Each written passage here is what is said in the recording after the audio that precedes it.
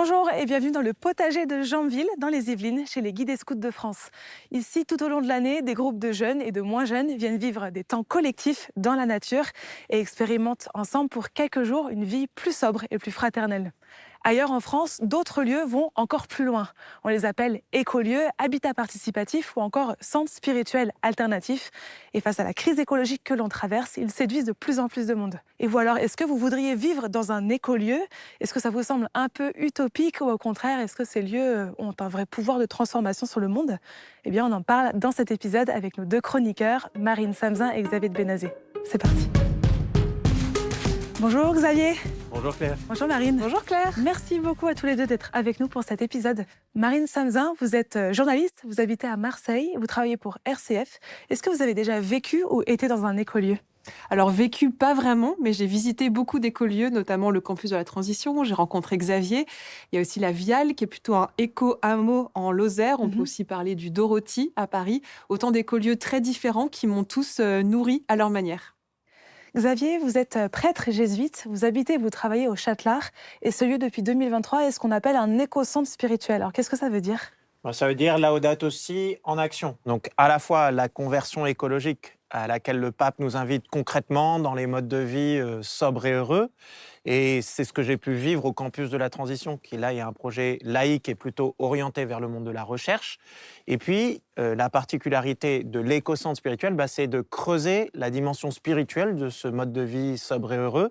Et pour ça, de s'appuyer sur la pédagogie des exercices spirituels de saint Ignace de Loyola. Et c'est vraiment une super proposition, on va pouvoir en parler dans la suite de notre émission. Alors que nous disent ces écolieux sur nos modes de vie aujourd'hui et comment est-ce qu'ils peuvent nous accompagner dans une démarche de conversion écologique? Et on en parle tout de suite. On va s'installer en plateau? C'est parti.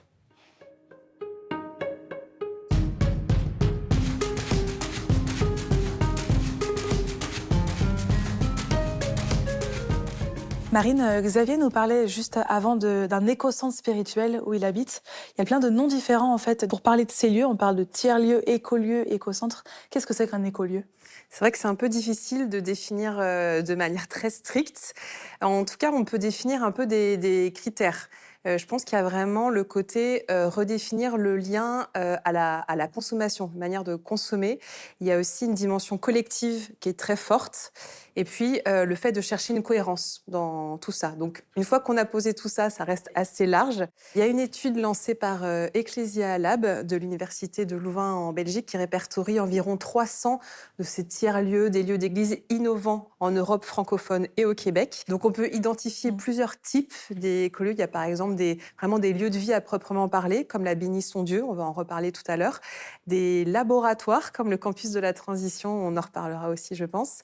Des lieux de formation, avec les courmettes où on y était. Des écocentres spirituels avec le Châtelard. Et puis pour finir, bien sûr, certains monastères. Alors on peut penser qu'eux, ils expérimentent déjà la sobriété depuis très longtemps. Ce sont un peu des maîtres de sagesse. Et certains sont aussi vraiment en transition écologique. Puis là, on était dans le réseau chrétien avec ces 300 lieux en Europe francophone et au Québec. On peut penser aussi plus largement que l'Église. Au campus de la Transition où j'ai été, on était membre du réseau Oasis Colibri. Voilà, ce n'est pas le seul réseau d'écolieux en France, mais là, il y a 1300 lieux qui sont répertoriés et qui, là encore, on retrouve des lieux de vie, des tiers-lieux plutôt de travail, de partage de ressources, des lieux de formation qu'on appelle Oasis Ressources. Voilà, donc on voit bien que la définition est très large, mais que finalement, il y en a déjà pas mal aujourd'hui et dans des territoires très différents. Oui, puis ce sont aussi des lieux qui ont un rapport à l'accueil très différent. Il y en a certains où on peut venir le temps d'un week-end, d'une semaine, se ressourcer seul en famille. D'autres où les personnes vivent plutôt en huis clos. Donc on voit bien qu'il y a des formes de vie effectivement très très différentes. Je propose de partir en Suisse à présent pour écouter le témoignage de Vincent. Avec plusieurs de ses amis, il a décidé en 2022 de transformer un terrain de 1600 mètres carrés en écolieu. Regardez. On peut dire que tout a commencé au bistrot. J'étais le premier, après quelques bières, avec mes amis, à dire il faut vraiment changer ce monde. Parce que ça m'allait pas, ce monde ne me va pas, c'est-à-dire on s'éloigne de plus en plus des autres, on se renferme dans l'individualisme, on s'éloigne de plus en plus de la terre, aussi on la maltraite, on la traite pas bien, et on ne connaît plus Dieu. Et vraiment, ça, c'est quelque chose qui me fait un peu mal dans mon cœur de jeune chrétien, de jeune catholique. C'est quelque chose qui me fait mal parce que je sens que on va pas dans la bonne direction. En tout cas, pas dans la direction que nous a montré Jésus. Je pense qu'il est vraiment temps de se lever et de faire quelque chose en réponse à cette crise socio-environnementale. On ne peut pas laisser le monde brûler sans rien faire. Particulièrement, nous les chrétiens, nous avons, à mon avis, à répondre à cette crise en offrant des alternatives, en offrant des lieux, des endroits, ou tout simplement un temps où on prendrait soin de l'autre, on prendrait soin de la nature et on prendrait soin de notre relation à Dieu. Et ça, je pense que c'est urgent d'apporter ce genre d'opportunité, ce genre de lieu au monde. On en a besoin plus que jamais. Xavier, on entend que Vincent nous dit que ce monde-là ne lui convient plus, qu'il faut se lever pour bouger. Est-ce que c'est les travers de notre société aujourd'hui qui poussent tant de jeunes et de gens à partir, à sortir du système? Ben, c'est intéressant ce que Marine parlait des monastères. Alors, souvent, ce qui a commencé des monastères, c'est ce qu'en latin, on a appelé la fuga mundi, donc le désir de fuir le monde, avec un peu le même constat, de fuir les honneurs. Et en fait, il y a quelque chose de similaire chez un Saint Bruno quand il part fonder la Chartreuse. Voilà, il veut s'extraire du monde, il cherche un lieu le plus désert dans les montagnes pour s'en aller et fonder une vie plus calme, plus centrée sur le Christ. Donc oui, il y a ce côté de s'extraire des structures de péché, de s'extraire des tentations. Mais on entend bien dans Fuite du monde que le risque, c'est que l'expression soit prise de manière négative, c'est-à-dire « je ne veux pas ça ». Or, on entend bien dans le témoignage qu'il y a quelque chose de plus positif, c'est-à-dire « je veux me sortir de ce système », mais pour vivre quelque chose de profond. Et j'ai beaucoup aimé ce qu'il commence à évoquer, qui pour moi est l'expérience de l'écologie intégrale, de l'expérience de prendre soin de ces 4 relations fondamentales, à Dieu, à soi-même, aux autres humains, à la création. Là, il y a quelque chose qui a du goût, là, il y a quelque chose de positif qu'on a envie de construire. Et moi, c'est ce que j'ai expérimenté et au campus de la transition, où les gens venaient pour participer à une aventure collective, et ce qu'on expérimente à l'éco-centre spirituel du Châtelard, où les gens viennent voir aussi des choses possibles. Voilà, c'est pas juste s'extraire, c'est pour la vie.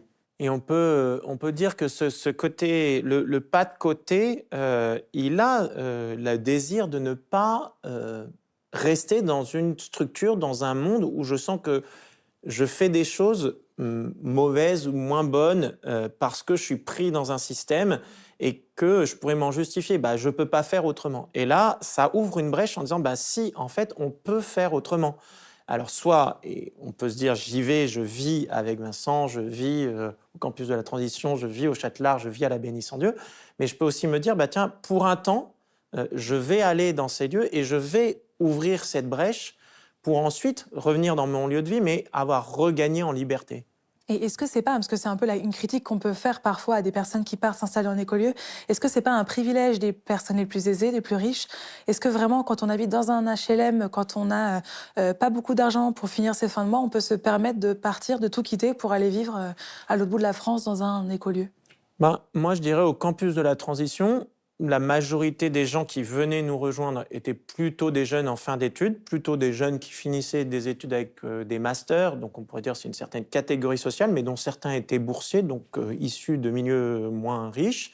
Et puis on a quelques profils de gens, on a eu un CAP cuisinier, on en a une qui avait commencé un début de formation d'infirmière, puis arrêté.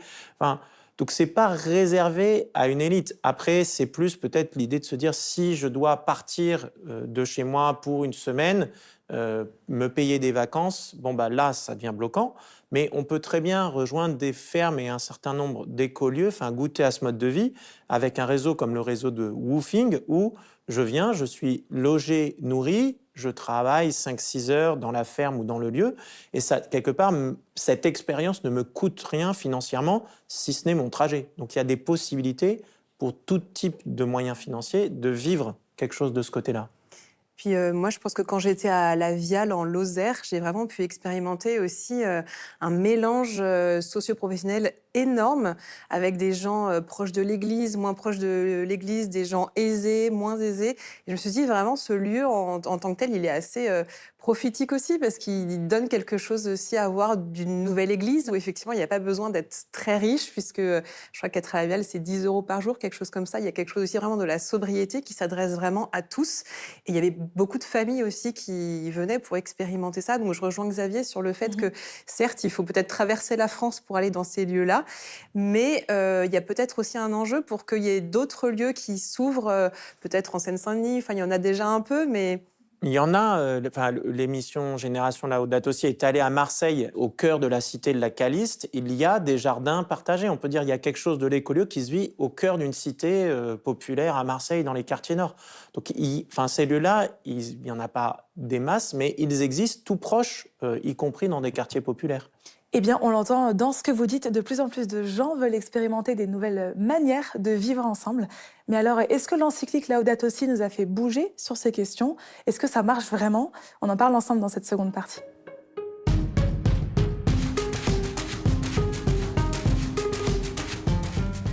Marine, parmi tous les lieux de vie qu'on a évoqués, certains résonnent plus particulièrement avec Laudato Si, comme ce qu'on vient de voir avec Vincent et ses amis. Quel est le rapport, en fait, entre les deux?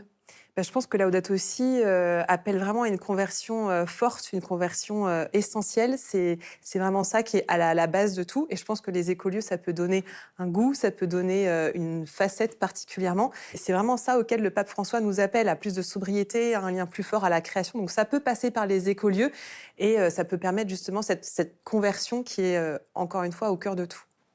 Mais alors, est-ce qu'on pourrait dire que le pape François nous invite à sortir du système? Et dans ce cas, est-ce qu'il n'y a pas un risque d'isolement pour les gens qui font ce choix? Je pense que ça dépend vraiment de la démarche et de l'objectif. Si effectivement, comme disait Xavier, le but c'est une fuite du monde, de recréer une forme de cocon, de nouvelle société un peu fantasmée, je pense que là effectivement il y a un vrai risque d'isolement.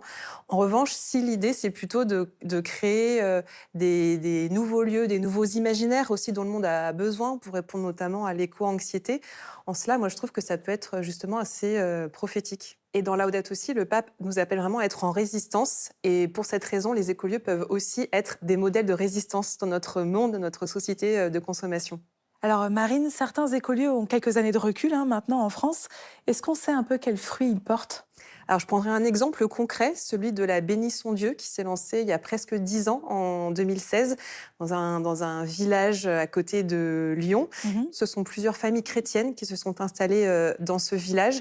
Ils m'ont vraiment partagé le fait qu'ils rencontraient beaucoup de personnes, notamment d'autres familles assez isolées en milieu rural, que pour cela, ils étaient une forme d'oasis, de ressources aussi. Donc, eux, ils vivent vraiment une spiritualité chrétienne, mais c'est pas forcément le cas des autres personnes qui viennent les voir. Et il y a des personnes qui viennent juste pour quelques jours, pour plusieurs mois. En ça, ils donnent aussi un peu le goût d'une nouvelle forme de vie, une nouvelle forme de sobriété. Il y a quand même 200 personnes qui passent chaque année et on voit vraiment que ça peut donner un nouveau visage aussi à la fois une nouvelle église qui est aussi en sortie dans le milieu rural et aussi comment des petits lieux d'église peuvent se former sur un plan plus écologique. Et je reprendrai sur la question sur ce terme d'oasis. Donc, c'est un terme qui est utilisé en dehors du monde chrétien. On a évoqué tout à l'heure ce réseau des oasis colibri, donc d'écolieux un peu partout en France. Mais on pourrait dire qu'il y a une manière chrétienne d'être des oasis de résurrection. Et dans un monde où on a pu évoquer la crise écologique et sociale, les structures de péché, peuvent nous mettre du côté de la désolation, de la tristesse, de l'abattement, et bien là, il y a quelque chose du souffle de l'esprit, de la consolation, dirait saint Ignace de Loyola, qu'il est bon d'aller chercher. C'est-à-dire, un oasis, c'est ce côté de l'eau dans le désert, d'un lieu de sens, d'un lieu source. Alors après, la caravane, elle passe dans l'oasis, puis elle repart. Et on dirait elle repart complètement dans le désert. Et notre monde n'est pas un désert énorme. Mais Benoît XVI disait bien, et c'est repris par le pape François dans Laudato Si, Benoît XVI disait, s'il y a tant de désert extérieur, c'est peut-être qu'il y a le temps de désert intérieur. Et les écolieux chrétiens, les oasis chrétiennes peuvent être comme le sont les monastères encore aujourd'hui, et comme ils l'ont été tout au long de l'histoire chrétienne, ces lieux sources, ces lieux de vie, ces lieux de résurrection où on vient chercher la consolation, la partager avec d'autres pour ensuite repartir dans son lieu de vie. Ou pour rester, on parlait de l'isolement, du danger de se fermer, il n'y a qu'à regarder un certain nombre des monastères cloîtrés, donc on pourrait dire là c'est vraiment isolé, en fait c'est des lieux qui ont marqué leur territoire, leur région, sur des centaines et des milliers d'années et qui font partie de l'identité. Donc ils étaient pourtant enfermés dans un mur et ils sont en symbiose avec leur territoire de manière très forte. D'ailleurs, il y a juste aussi, je pense, un élément hyper important par rapport aussi à ce maillage territorial. Ça peut aussi être un écueil d'arriver un peu comme un cheveu sur la soupe dans un territoire et de se dire, voilà, on va créer ça. On l'a vu dans plein d'écolieux. Je pense que le lien avec le territoire, même très, très local, c'est quand même clé pour justement pouvoir être incarné, ne pas être des chrétiens hors sol, mais vraiment faire partie du territoire qui nous entoure. Donc on l'entend dans ce que vous dites, il y a beaucoup de fruits différents qui peuvent émerger de ces lieux. En tout cas, ce sont des vraies réponses spirituelles aux crises que l'on traverse aujourd'hui. Xavier, d'un point de vue spirituel, justement, est-ce que l'on est tous appelés à changer radicalement de mode de vie? Alors oui, enfin, je veux dire, la conversion, elle est pour tous les chrétiens. On l'entend chaque mercredi décembre, voilà, convertissez-vous et croyez à l'évangile. Donc il n'y a pas de différence. Voilà. Alors, après, à chacun de trouver le lieu où le Christ l'appelle plus particulièrement à la conversion. Maintenant, est-ce que tout le monde, tous les chrétiens doivent aller vivre en écolieu? Non. Voilà. À chacun de sentir un peu où est-ce que le Christ l'appelle. Et on peut avoir du temps avant d'en arriver à prendre une décision d'aller vivre dans un écolieu ou pas, de changer de métier ou pas. Et ça, nous, on le voit beaucoup au Châtelard, qui est un centre spirituel où les gens viennent depuis une centaine d'années pour faire ce type de choix avec Dieu. Voilà, il y a des choix qui se font rapidement, il y en a d'autres qui prennent du temps. Il faut accepter que le fruit prend du temps à mûrir parfois, et d'autres, il suffit d'ouvrir son cœur et d'accueillir ce qui est déjà là, ce que le Seigneur nous a déjà donné. Est-ce que vous iriez jusqu'à dire que tous les chrétiens devraient quand même, une fois par an par exemple, faire un petit séjour d'un week-end ou d'une semaine dans un de ces lieux d'expérimentation? Je ne sais pas si c'est une fois par an, mais pourquoi pas dans le sens de se dire, je vais de la brèche que j'évoquais tout à l'heure, c'est-à-dire je vais faire un pas de côté, je vais aller ouvrir d'autres possibles pour sortir de mon monde et puis sortir de cette désolation peut-être qui m'entoure dans un monde un peu agressif ou qui va pas dans le bon sens côté écologique et social. Et ça, à mon avis, c'est assez sain, S-A-I-N, et ça rend sain, S-A-I-N-T, de faire ce pas de côté, d'aller dans ces oasis résurrectionnelles. Moi, je peux en témoigner, en étant allée à la Viale, donc comme je le rappelle, c'est un lieu quand même très, très sobre et qui déplace beaucoup d'un point de vue confort, etc. Donc, on peut avoir des petites résistances, mais du coup, ça vient revisiter, ça vient chatouiller nos liens avec la consommation, la technologie, les autres, la nature, et forcément, on revient différent. On se dit, mais voilà, son téléphone, on n'a peut-être pas tant besoin, ce confort, on n'a peut-être pas tant besoin, ça remet aussi des priorités. Et puis, moi, je crois vraiment qu'on peut infuser ça autour de nous par des petits gestes. Alors, même si on n'est pas tous appelés à fonder des écolieux ou à aller y vivre, on peut prendre pour nous des bonnes résolutions et les faire siennes là où on est enraciné. Justement, on va en parler juste après. On l'entend, les écolieux permettent de créer des cadres favorables qui nous font bouger dans notre conversion écologique, qui sont vraiment positifs à la fois pour la protection de notre maison commune et puis nous-mêmes dans notre parcours spirituel intérieur. Alors, comment est-ce que l'on vit ça dans notre vie quotidienne? Eh bien, on en parle dans cette troisième partie.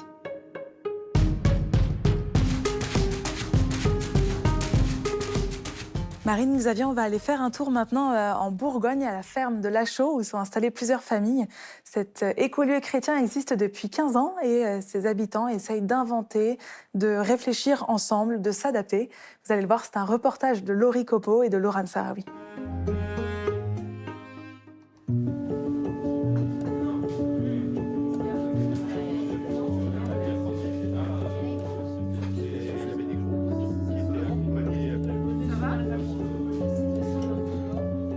À Goshen, on essaye de fonctionner en horizontalité. On tente de prendre la plupart de nos décisions au consensus. Parfois, on vote. Et puis, on a aussi nos sphères décisionnelles propres selon nos responsabilités. À la ferme de la Chaux, on se répartit les responsabilités et je suis responsable principalement du projet Poule. En tant que couple et famille, on cherchait vraiment un lieu de vie communautaire, mais aussi qui est en lien avec la nature et en lien avec une démarche de vie plus simple et plus juste. Et c'est vrai que Goshen répondait vraiment à cette attente de pouvoir être à la fois un lieu de vie spirituel et chrétien et aussi un lieu attentif à un mode de vie et à un accueil simple. J'ai fait un BPREA en agriculture et mon idée, ce serait de monter un projet horticole sur le lieu de Goshen et de faire principalement un projet maraîchage avec d'autres ateliers.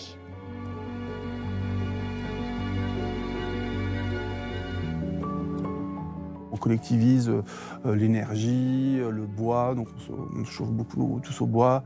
Enfin voilà, on collectivise les machines à laver, les œufs des poulaillers, le jardin. Et puis après, on a chacun nos habitations individuelles. On n'a pas un dogme commun, chacun est souverain de qui il est, de sa foi, de ce qu'il veut faire. On est aussi dans la sobriété, enfin la simplicité volontaire. On s'est engagé à ne pas travailler plus d'un mi-temps à l'extérieur. Et après, le mi-temps qui nous reste, soit on l'investit sur Goshen, soit dans des associations locales.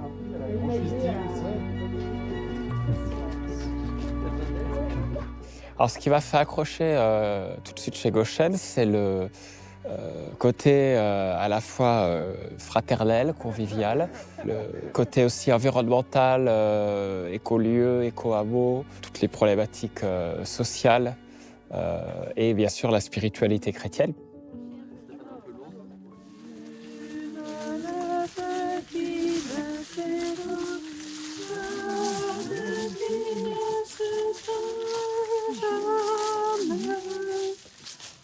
Bienvenue à chacune et à chacun dans nos obscurités, que notre feu ne s'éteigne pas et que le Seigneur vienne l'allumer. On vit un chemin de rencontre avec Dieu et on se le partage les uns aux autres. L'idée que des petites communautés essayent de vivre vraiment, de mettre en pratique ces idées et ces valeurs, c'est une manière de vivre en fait le royaume de Dieu ici et maintenant et d'être à l'exemple pour après peut-être essaimer au dehors. Xavier, on l'entend, on nous dit que la Chaux pourrait être un exemple pour après essaimer ailleurs en France. Est-ce que ce ne sont pas un peu des doux rêveurs, les habitants de la Chaux? Est-ce que ce n'est pas marginal finalement ce genre de projet?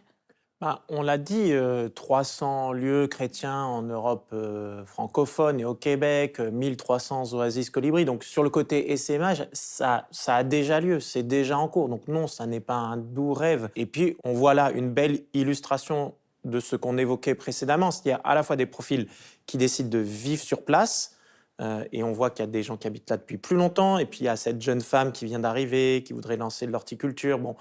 Mais là, c'est habiter sur place. Et puis, on a ce visiteur de passage, et j'ai reconnu des amis aussi, qui, eux, viennent là prendre un temps d'inspiration pour aller ailleurs. Donc non, ce n'est pas des rêveurs. Ils savent pourquoi ils viennent ici. Ils ne viennent pas s'enfermer et s'évader. Et puis, on pourrait dire il y a un côté d'utopie. Et là, on pourrait dire c'est assumé. C'est-à-dire on essaye quelque chose de différent. On fait ce pas de côté. On assume que ce ne soit pas parfait en construction. Mais en même temps, utopie au sens littéral, ça veut dire sans lieu. Là, en l'occurrence, il y a un lieu.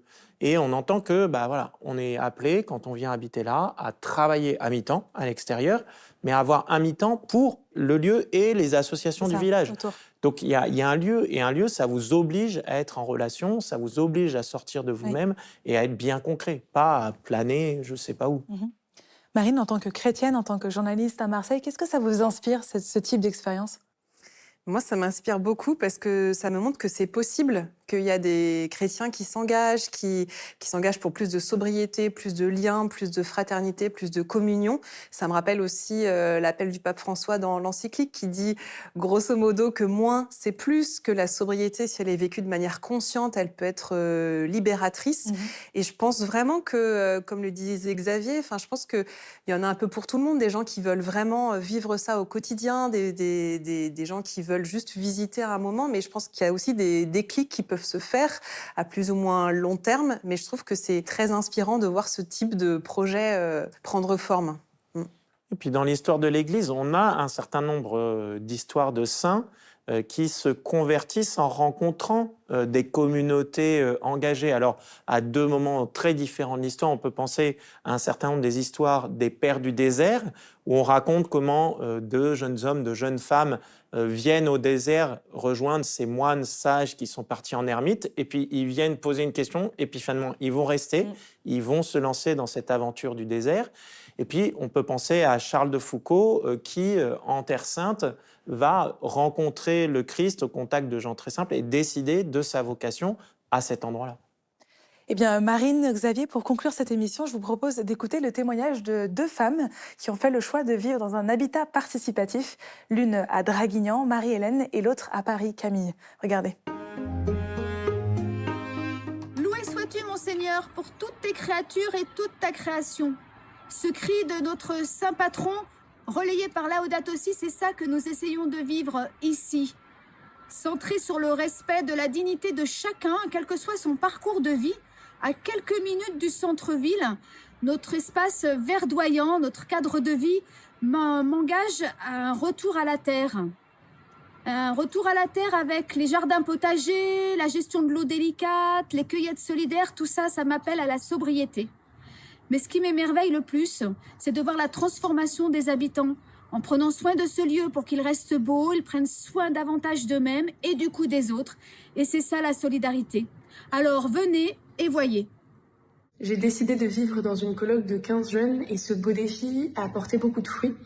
D'une part, car on y réinvestit l'importance du lien social, que ce soit entre nous, avec la qualité du lien qu'on entretient et le soin qu'on se porte les uns envers les autres, mais aussi avec les gens de notre quartier, parce qu'on accueille beaucoup de permanences d'associations, on fait des maraudes, on crée pas mal de projets avec notre paroisse.